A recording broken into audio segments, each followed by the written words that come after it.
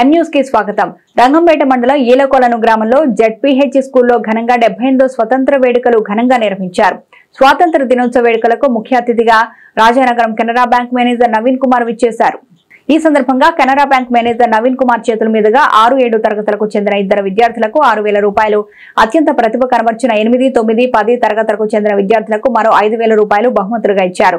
అలాగే Canara bank officer Bhaskar school maintenance కొరకు మరో 5,000 రూపాయలను స్కూల్ విద్యా కమిటీ చైర్మన్ ఎజు మాచరమణి, వైస్ చైర్మన్ మడక అప్పాజీరావుతో కలిసి అందజేశారు.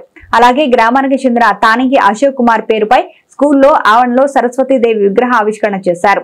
ఈ కార్యక్రమంలో మాజీ సర్పంచ్ కడిమి సాయిబాబు, భాస్కర్, నవీన్ కుమార్, మాజీ ఎంపీపీ నీలిపాల తిరుమూర్తులు, గ్రామ పెద్దలు ఎజ్జు సుబ్రహ్మణ్యం నాయుడు, మణికంఠ గోవిందు, తిక్కిశెట్టి తమ్మిరాజు, తిక్కిశెట్టి సత్యబాబు, ఉపాధ్యాయులు, విద్యార్థులు, వారి తల్లిదండ్రులు పాల్గొన్నారు.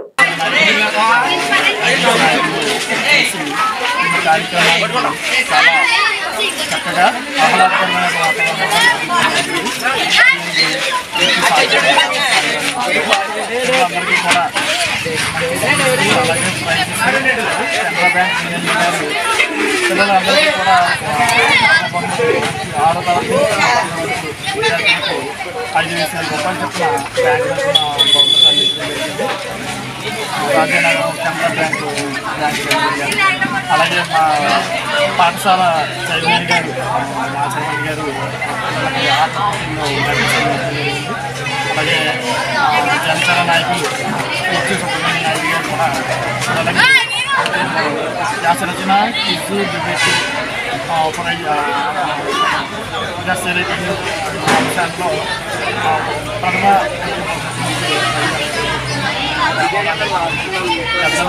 నాయకులు ప్రోత్సహించి తగ్గించారు.